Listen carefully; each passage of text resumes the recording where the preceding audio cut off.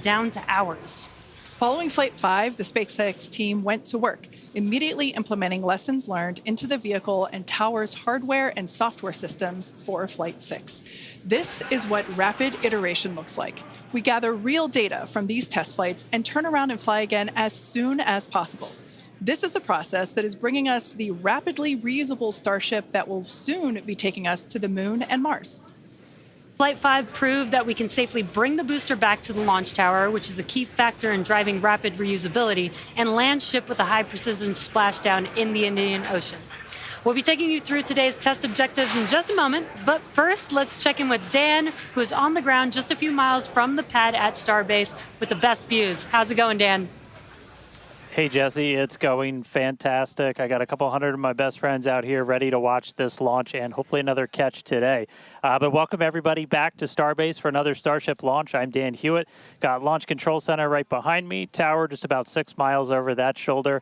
It has been a pretty quiet countdown. Not a lot of chatter on the loops right now as we are into prop load, and we are counting down to the very top of our window at 4 p.m. Central Time, so just about 32 minutes from now. Right now, the range is projected to be clear by then. We've got our assets out there making sure land, air, sea, everything around the launch pad and then our flight path are clear before we give the final go to liftoff today. We got through the weather poll. Everything was looking great. A little breezy today, but well within our constraints for both launch and catch criteria. And as you can tell, we're loading propellant onboard the vehicle. You can see those white frost lines starting to tick up as we're putting the cryogenic, the liquid methane, and liquid oxygen out to both of those vehicles. The ship prop load started at about T-minus 49 minutes, and then the booster followed just a couple minutes after at about T-minus 41.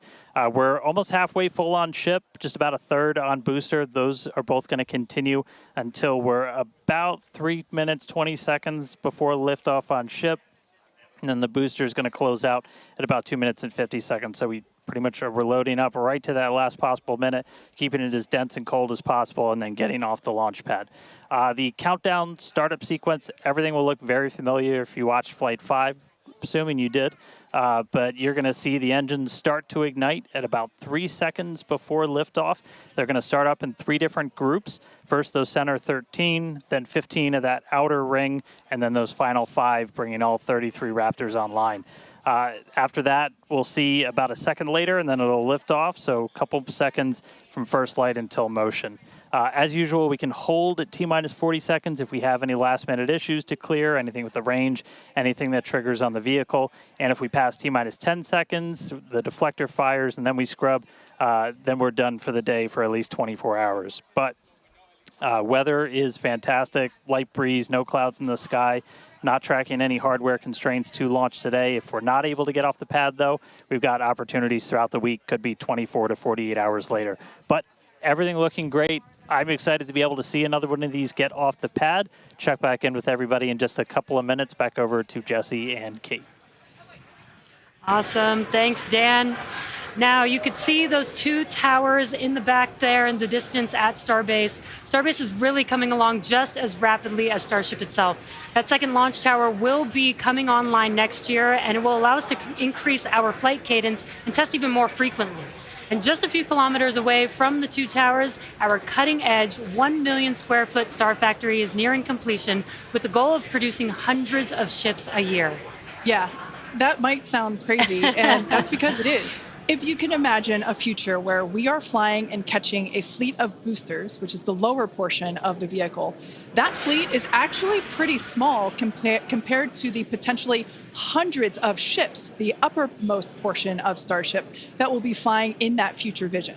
Yeah, exactly, Kate. Those ships will be staying in space for long-duration missions to go to the Moon or Mars, or become tankers for refueling, or any number of other uses. But the boosters will come back and turn around to launch the next ship.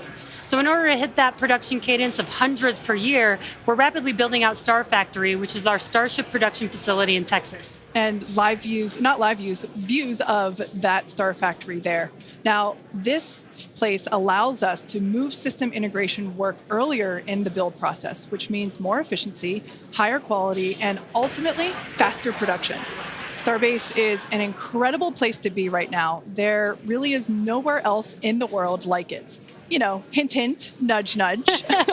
Now, what you might be hinting at is the good news is we are hiring. If you love what you're seeing, check out our openings at Starbase. On the engineering side, we're looking for vehicle design engineers across structures, propulsion, and integration. And if you're a hands-on tech, we're looking for integration technicians and welders that can help us hit our goal of building a Starship every 8 hours. And to do that, we need builders. Yeah, we're definitely going to need a lot of builders to get that down to just 8 hours. Right? Now, beyond that, in order to keep Starbase growing, we have all kinds of roles, from baristas to HVAC technicians to EMTs. So chances are, if you're looking, we have a place for you. Visit spacex.com/careers to see all of our openings. Every role is critical to the future of Starship. With Starbase growing faster than ever, we can't do it without you. This place is where our future is being built, and that is a future that we are all very excited about. All right, let's dive deeper into the inner workings of Starship and learn more about this flying skyscraper. Starship features two major parts, the ship, which has 6 Raptor engines, and the Super Heavy booster, which has 33 Raptor engines. Now, just like flights 1 through 5, the current iteration of Starship is an experimental vehicle flying for development. And with a few planned upgrades, Starship will have 3 times the thrust of Saturn V at 10,000 metric tons of thrust, plus the added benefit of full reusability. Starship 2 will be capable of carrying more than 100 tons to orbit, and Starship 3 will be able to lift more than 200 tons to orbit. Now, the amount of mass we're able to launch per rocket is crucial to creating a self-sustaining city on Mars. Exactly. And speaking of launch mass, we should probably acknowledge the banana in the room and our today's secret payload. Okay, so 2 things here. The first is, remember on Flight 5, we had a giant Mechazilla decal where the banana is today. And there you can see that on your screen. Now, that decal is 3 feet tall, which might be hard to tell looking at it on the ship right there, which is why we have a full-scale reproduction of that decal here with us so that you can see the size compared to humans. Yeah, it is bigger than you think it is. Like Jesse said, it's 3 feet high, and this is full scale, just like the one that was on Flight 5. Now, it is hard to follow Mechazilla, but I do have one better. Bananas have been used for quick visual comparisons for quite some time, and our teammates thought it was time to bring the venerated yellow fruit to Starship. Today, we're flying Starship's first ever physical payload, which is, as you might have guessed, is a banana. That's a live view inside Starship, and if you look closely, you can see our stuffed banana payload, which is doubling as today's zero gravity or zero G indicator. And while this payload will remain inside the vehicle at all times and will not be deployed today, it did give us a chance to do a test run of payload approval processes with the FAA. And that's something that we're hoping to do next year if we start flying our first Starlink satellites on Starship. Godspeed, banana. Some additional size for context, you can see on your screen a Starlink Mini next to a banana for scale. And to get an even better sense of how big Starship is, let's take the average size banana next to the average size human, which is about 2 meters high. Towering over our average human is the length of the Millennium Falcon, which comes in at 35 meters. Our Falcon 9 rocket with the payload fairing attached is double the size of the Millennium Falcon at 70 meters, and nearly twice the size of that is the fully integrated Starship at 121 meters tall. The ship is about 50 meters, and the Super Heavy booster alone stands 71 meters tall. And we do have plans to make the ship and booster even taller in the future.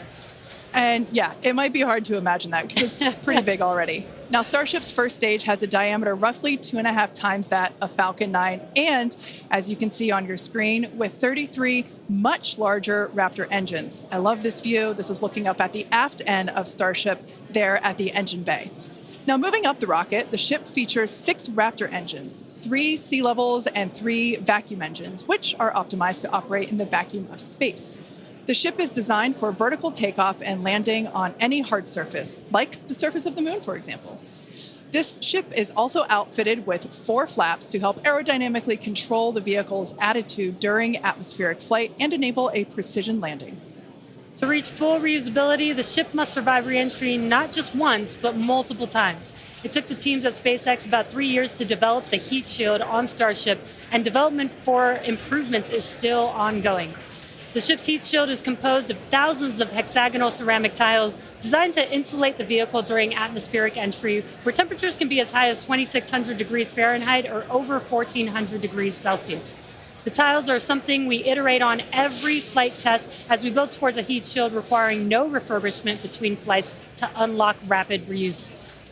And the teams have actually already begun testing the heat shield tiles in environments simulating Mars atmospheric entry conditions, which we'll see more of in just a few minutes. You know, slightly different than coming back to Earth. Just slightly different. And in between the first and second stages is our hot stage, which we saw in action on flights 2, 3, 4, and 5. So let's recap that last flight to understand what we accomplished and how that's changing for today's flight. On October 13th, Starship successfully lifted off at 7:25 a.m. Central Time from Starbase, Texas. A gorgeous sunrise ascent that was fairly quickly followed by the hot stage separation maneuver, which we see here, as well as on multiple previous Starship flights.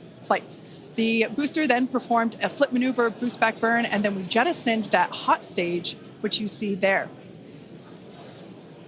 The booster then performed its boost back burn, which brought it back on a trajectory to the launch tower, back to the Gulf Coast. We can see here the booster descending through the Earth's atmosphere. It broke the sound barrier again as it was coming back through. Those Raptor engines relit, and then the moment that made us all lose our minds, the booster came back for a successful first ever catch by the chopstick arms back at the exact same launch tower that it launched from. It was insane. As you can see, we all went bananas. And you did too, probably. Thousands of distinct vehicle and pad criteria had to be met, and thanks to the tireless work of the entire Starship team, we succeeded on that first attempt. And while that all was happening, ship was continuing to coast towards the Indian Ocean. It executed an excellent coast, made its way down through re-entry, relit its engines, did that flip maneuver, relit its engines for landing burn, and then splashed down into the Indian Ocean. Now that whole flight test concluded, that splashdown 1 hour, 5 minutes, and 40 seconds after launch.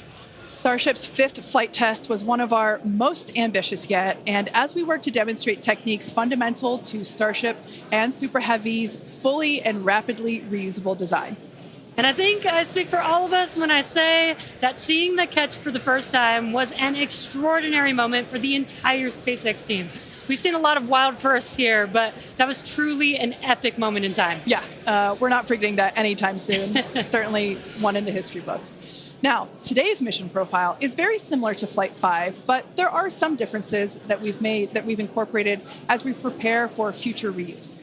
About 20 minutes from now, Super Heavy will ignite its 33 Raptor engines and lift off from Starbase. About 2.5 minutes into flight, the booster will separate from the ship in a hot stage separation, and we've seen that occur on multiple flights, including Flight 2, 3, 4, and 5.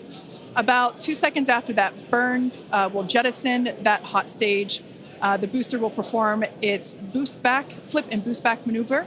And we will once again look to return the booster to the launch site for a catch by the tower's chopstick arms.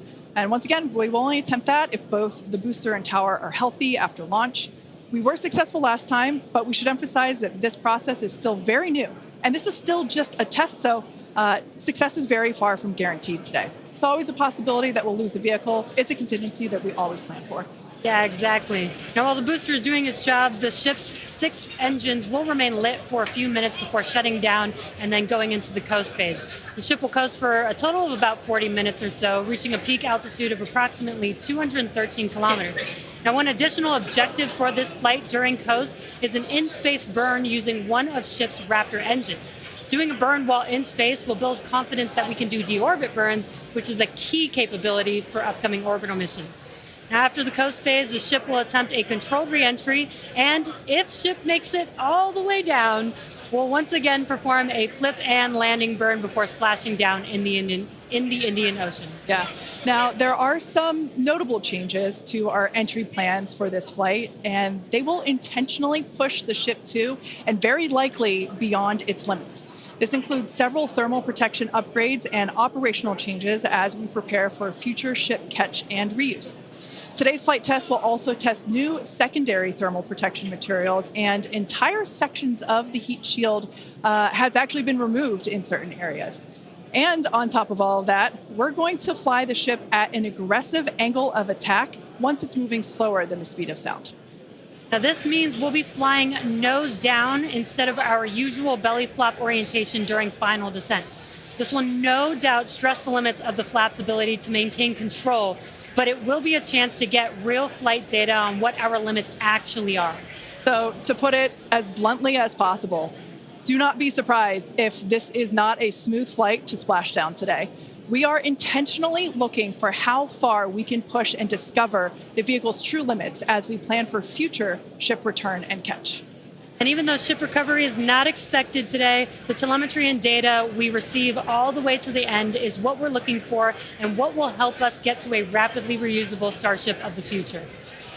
Now, just like Flight 5, one of our objectives for Flight 6 is attempting to return the booster to the launch site to be caught by the tower.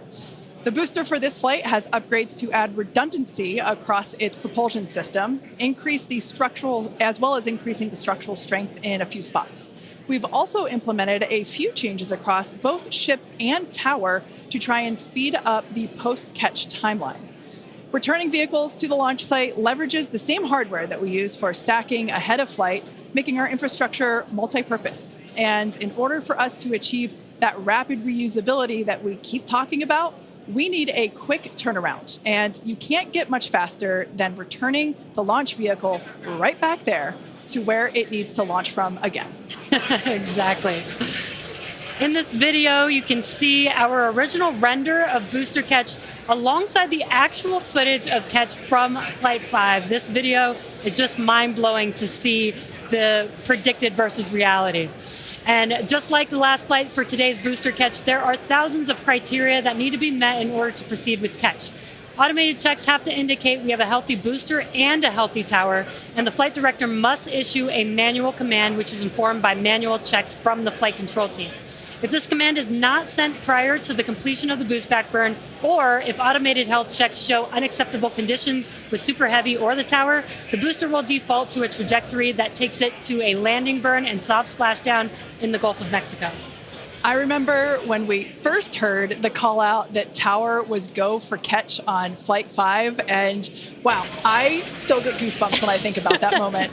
Now, for today's test, just like Flight 5, we're only going to catch if everything on the booster and the tower checks out after launch. As always, we accept no compromises when it comes to the safety of the public and our team. And so to that end, the area around the pad and the flight path are cleared in advance. A lot of things have to go right in order to line up the booster catch. So if all criteria is met, we will attempt to catch, but there is a chance that we may not. Either way, we'll be getting tons of in-flight data, which is extremely valuable. Exactly. That first catch was pretty epic, though. So, like you, we'll be keeping our hopes high to see another one this afternoon. Now, Dan, you got to see it in person last time. Are you mentally prepared for a possible round two? I mean, probably not. That was pretty hands down the coolest thing I've ever seen. And the fact that we're going to do that every time now breaks my brain a little bit, but it was absolutely incredible. One of the unique aspects with Super Heavy coming back is it does generate a sonic boom. This is something commonly associated with reusable spacecraft. It's coming in faster than the speed of sound and then slowing down. It creates that pressure wave that builds up, and then when it reaches you on the ground, that rapid change in pressure is that quick thunderclap sound that you hear. Now, generally, the only effect is that thunderclap sound, but if you're not expecting it, it's definitely going to get your attention, and we were able to hear it last time. The impact of, or how loud it is, changes pretty dramatically. And in this video, you can see as we were descending, and there was kind of that quick triple pop that you heard. Now that was picked up from closer to the pad. Most people at our distance and further away, you're only going to hear one or two as they're happening kind of so on top of each other that it might just sound like one big bang. But as I said, that's something that's only associated with spacecraft being reused. We hear it with Falcon 9. We heard it during Shuttle, and looking forward to hopefully hearing it today. Just a quick status check, though. We're about 85% full on ship, almost 2/3 of the way full on booster, continuing to count down about 13 and a half minutes, a little under that until we lift off today, but still looking good. I'll check back in with you guys in a few minutes. Back over to Jesse and Kate. Thanks, Dan. Yeah, I think Dan said it really well when it really does hurt the brain to think that this is going to be the norm, that this is just the beginning. Every one of these flights is a step closer to a fully operational Starship that will take us beyond Earth orbit. And with our pace of rapid iteration here, the Moon and Mars are not nearly as far in the future as you may think. In fact, we're planning to send Starships to Mars as soon as 2026. Which is when the next Mars transfer window opens, which is under 2 years from now. Now, you might be familiar with the Starlink logo, which you see there on your screen. It's an iconic representation of the Mars transfer orbit, also called the home and transfer orbit. This transfer window, or the time between the time when Earth and Mars are closest to each other, opens every 26 months and is only open for about 2 to 3 months at a time for a vehicle with Starship's power. Lining up a launch to Mars is similar to how we launched to the International Space Station, where we timed the launches to match the station's orbit. If we didn't do this, we would need more propellant and more time to get there.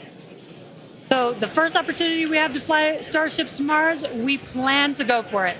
These first flight tests to Mars will be uncrewed and will test the reliability of landing in tech. If those landings go well, the first crewed flights will soon follow after that. Right now, our flight tests are focused on proving out reusability of both Super Heavy and Starship. In 2025, we'll continue that focus while also potentially flying our first Starlink missions and demonstrate capabilities central to our role in taking astronauts to the moon as part of NASA's Artemis program. Starship will be used to land astronauts on the lunar surface on NASA's Artemis 3 mission, which will put the first humans on the moon since 1972. One key capability will be the ability to refuel Starship on orbit, which you can see there on your screen, with a Starship prop tanker docked with a fuel depot. Next year, we're planning to test this capability by launching 2 Starships and having them meet up to transfer tons of cryogenic propellants. Now, when the time comes to land on the moon, Starship will link up with NASA's Orion spacecraft in lunar orbit, where astronauts will transfer over for their descent. Now, once on the lunar surface, they'll ride the elevator down in their Axiom EMU spacesuits from Axiom Space and leave the first footprints on the moon in more than half a century, kickstarting humanity's mission to establish a sustainable presence there. And coming soon to a moon base alpha near you, Starship Enterprise Edition. That is so exciting, and all the advancements that are going to come in order to enable all of that. Now, our rapid iterative development approach has been the basis for all of SpaceX's major innovative advancements, including Falcon, Dragon, and Starlink. Today, we're testing hardware and systems, and we need to know how they perform under the most extreme conditions. And what's more extreme than the flight environment? We'd much rather find the bugs and limits now during testing than later on when there's more on the line. And to reiterate, while we do determine an acceptable level of technical risk on our vehicle and pad to learn as fast as possible, we accept no compromises when it comes to the safety of the public or our team. So all that to say, this is only the 6th of many future flight tests of Starship before it becomes fully operational. And we tend to do our testing out in the open, just like today. And that means people sometimes see when our hardware doesn't perform as we planned during that testing. And that's okay, because this is exactly what we are testing for, to physically see if hardware performance matches what we expect it to do or not. Even more with today's test flight, where we're purposefully pushing the ship beyond its limits. Starship development is also being aided by Starlink space-based connectivity. You might remember the Starlink panels that are incorporated into Starship, and you can see them there on your screen, those rectangular panels on Starship's nose cone. Starlink brings us the epic views in space and on re-entry, and also helps deliver us critical flight data engineers need to continue development. Yeah, Starlink continues to help us push the limits in space in the short term by providing great views and real-time data on our next few flights, particularly through re-entry, which spaceflight veterans know that is historically a period of blackout for all communications within spaceflight. Outside of Starship, Starlink has helped people across the globe, particularly in rural and remote areas that have been underserved by traditional broadband internet. Yeah, and soon, Starship will deploy our next generation Starlink satellites, which will continue to increase our capability to connect even more people with high-speed internet all around the world and beyond. Now, as we continue to prepare for our next several flight tests, we recently performed a cryo-proof test of the Starship for Flight 7, our first operation with a vehicle debuting a number of major milestones. The ship has been stretched to make room for larger propellant tanks, increasing the propellant capacity from 1,200 tons to 1,500 tons. The forward flaps also got a redesign. They have shrunk in size and they also shifted in location, and both of these things will help better protect them during entry heating while still providing control. There's also a wide range of upgrades that will make the vehicle more reliable, adding redundancy to and the ability to operate for longer durations in space.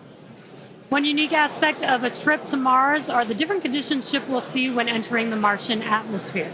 Now, it's difficult to simulate Mars's atmosphere when re-entering on Earth, so we've been testing a variety of heat shield materials inside a specialized plasma jet chamber at the University of Illinois Urbana-Champaign, where we're able to more closely simulate Mars's 95% carbon dioxide atmosphere. Aside from looking awesome, this is important testing. The intense heat of entry will cause the CO2 to break down into its base elements, exposing Starship to atomic oxygen, which increases surface heating and can cause materials to oxidize or start to break down. Spacecraft entering over Mars encountered more than twice the amount of atomic oxygen at their peak when compared to Earth, and that is certainly a unique challenge. As we continue to test, we'll learn more about what makes a great heat shield for Mars. All right, now that we're heading into the final minutes of the countdown, let's go back to Dan for the latest on the ground there at Starbase. Hey, Kate, afraid I have nothing but good news for you. We have a go from our range safety team. We are a little over 90% full on ship, almost 85% full on booster, and not tracking any holds to an on-time liftoff. So we've got about 3 more minutes of prop load. As long as the range stays clear, we don't trip any other holds, we might blow right past that T-minus 40-second mark and lift off right at the top of our window at 4 p.m. Central. So toss it back to you guys one more time, but fun part about to start, we are, a little under 6 minutes away from launch. All right, so we are continuing to progress now at 5 minutes and 43 seconds until liftoff. Now, once we pass the T-minus 40-second mark, a number of events are going to occur in rapid succession. The ground spin and ignition systems will come up to flight pressure, and the ship will go on to internal power. And then after that, the quick disconnect, or what we call the QD arm lockout, is removed in preparation for retraction shortly after T0.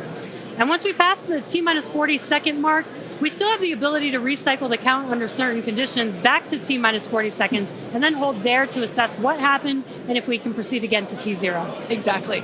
However, once the water for the deflector system begins flowing at T-minus 10 seconds, any issue after that would be an automatic scrub for the day, as the teams would need to refill the deflector's water tanks as well as the propellant storage tanks over at the tank farm before we're able to make another attempt.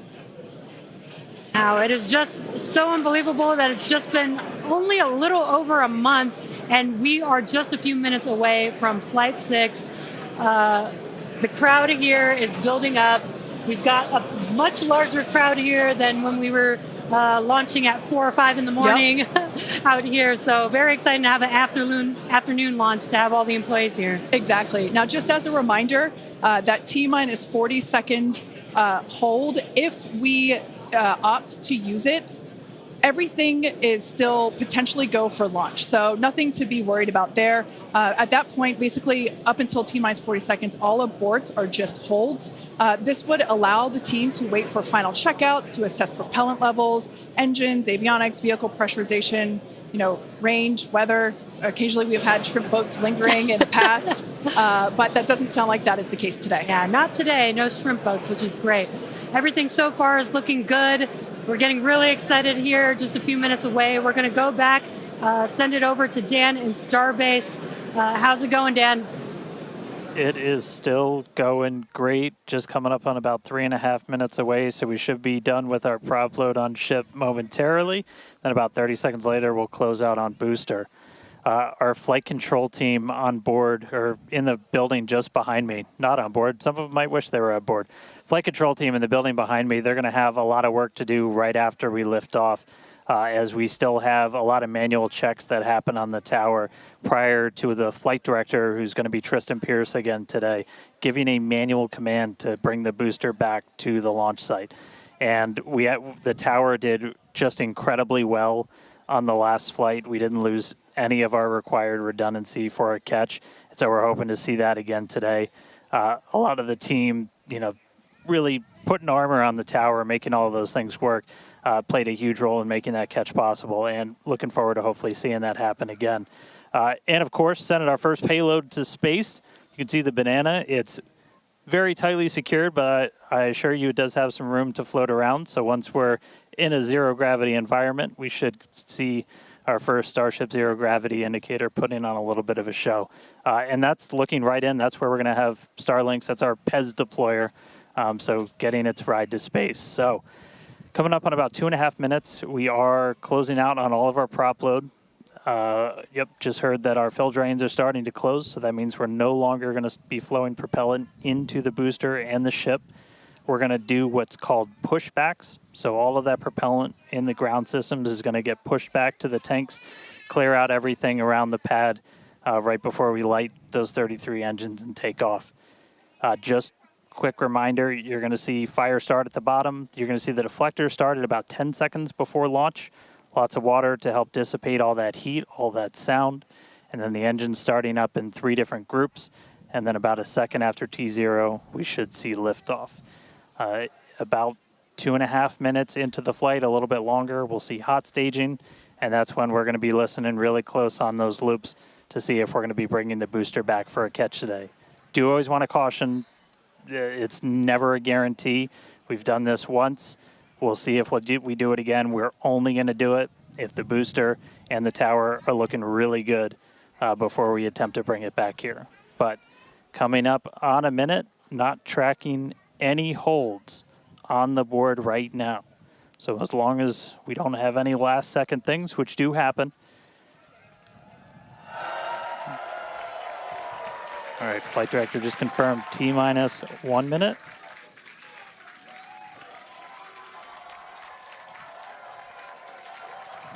Key moment to look at in 10 seconds, that T-minus 40.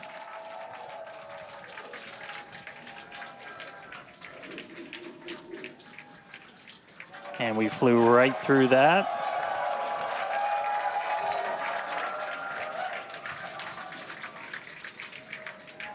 Flight directors go for launch. All right, we're now T-minus 20 seconds until liftoff of Starship Flight 6. This will mark our second attempt to catch the Super Heavy booster at the launch tower, as well as 10, 9, 8, 7, 6, 5, 4, 3, 2, 1.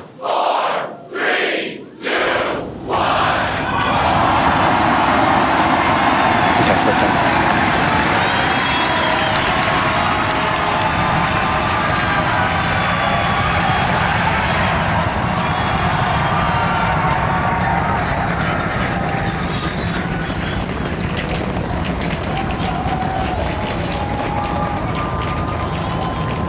Vehicle is pitching downrange. Booster Raptor, chamber pressure nominal.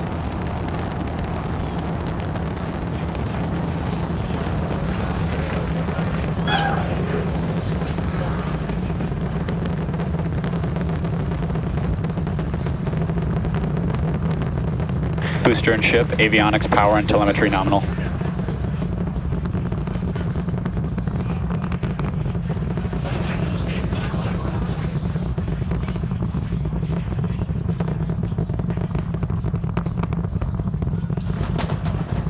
All right, we're just a little over a minute maximum into flight. dynamic pressure. We're about 6 miles away, so all the sound's still hitting us here. Hearing good call-outs that power telemetry nominal, that's flying straight and true. We do see all 33 Raptor engines lit up on telemetry screens. At this point, we've passed through that point of maximum aerodynamic pressure, that max Q. Now, coming up in just a little over a minute from now is going to be hot staging. So we're going to see the 6 engines on the ship ignite while still attached to the booster. Just before that, we'll see all but 3 center engines on the booster shut down. In what we call MECO, it's most engines cut off instead of main engine. And so while we continue to watch it go up, a lot of our flight controllers looking at all the systems around the tower. Again, we have to send a manual command. Just about 30 seconds away from hot staging.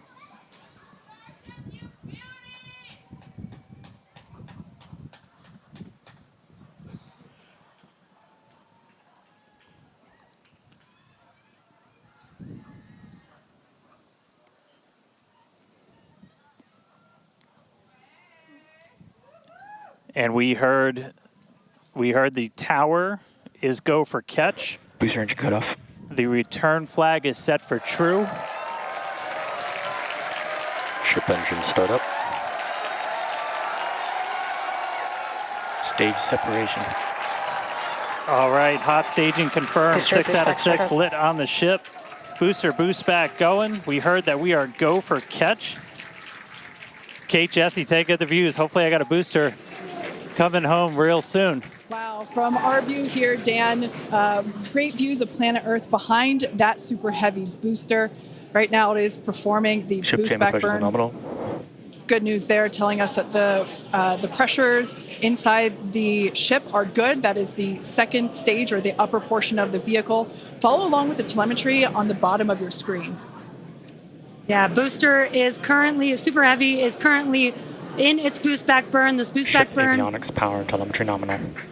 this boost back burn lasts just a little bit over a minute. So we've got a little, approximately 30 seconds left. We've had shutdown of that boost back burn. Up next will be hot stage jettison. The view from the camera on the left, or from the booster on the left-hand side of your screen, and then tracking cam there on the right-hand side of your screen. We'll see those grid fins. Booster offshore divert. And we can also see that the hot stage has been jettisoned. Yes, visual confirmation of that there on your screen, which is great. Now the next Starship is following a nominal trajectory. The next step for booster is going into that landing burn. Again, it'll light up 13 of those engines and then pare down to 3 engines right before booster catch. All right, now just real quick, we did hear the call out, booster offshore divert. Unfortunately, that means that we are no-go for the catch. As we said before, both the tower and the vehicle, as well as the operators on console, have been actively evaluating the commit criteria for that return to the launch tower. And unfortunately, we did not have a pass on those commit criteria. So we are no-go for tower catch. And we did mention that we're constantly evaluating the criteria for catch. There's a lot of things that need to go well in order to line that up. Unfortunately, today we will forego booster catch today. But what you're seeing on your screen is ship currently making its way towards the Indian Ocean, still looking good so far. Exactly. So views there of the booster on the left-hand side of your screen, views of the ship on the right-hand side of your screen. Now, we said before that it was not guaranteed that we would be able to make a tower catch today. So while we were hoping for it, like we said, it was pretty epic on attempt 1, but The safety of the teams and the public and the pad itself are paramount. So we are accepting no compromises in any of those areas. Exactly, and we're still going to get a lot of good flight data with booster even, but especially with ship. Again, we have an additional objective today to do an in-space relight of a Raptor engine, which again will help us set us up for being able to do deorbit burns, which is Ship chamber pressures are nominal. which is important for orbital flights. And what you're seeing on your screen is a view from Super Heavy as it's making its way back down to Earth. Yeah, once again, we are attempting an offshore landing of the Super Heavy booster. So we have seen this before, and it is still very fun to watch, watching it come down for a soft splashdown off the Gulf Coast of Texas. We can see it there re-entering. We saw earlier those grid fins. There are 4 hypersonic grid fins. Oh, we can see that the landing burn has begun on the Super Heavy booster. And same pattern, 13 engines will light, gone down to 3 just as we expected. And what an incredible view of splashdown that we got today of Super Heavy. Yeah, I'm sure the buoy cam views will be pretty awesome once again. So we'd like to confirm a water landing once again for the Super Heavy booster. Congrats to the SpaceX team for making that milestone as well. Now, ship continues to look good. We can see that it is, while all of that was happening, the crowd here in Hawthorne continuing to react to all these amazing views that we're getting. The next milestone is... Starship is in terminal guidance. Great news there. Starship terminal guidance, referring to what we see here on our screen, the upper stage, at about 8 minutes, 35 seconds or so, we have ship engine cutoff, which will be the cutoff of the Raptor engines.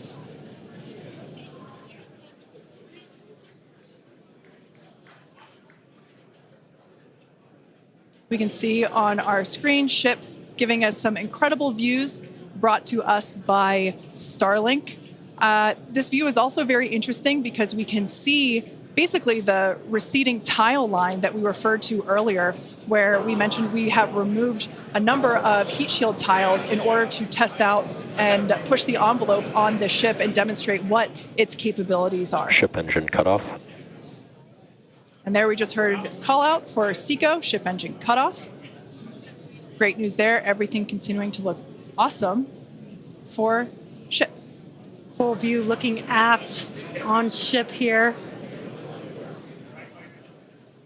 Ship FTS is saved. Nominal orbit insertion. There's that call out we were waiting for. Confirmation of good orbital insertion for ship today.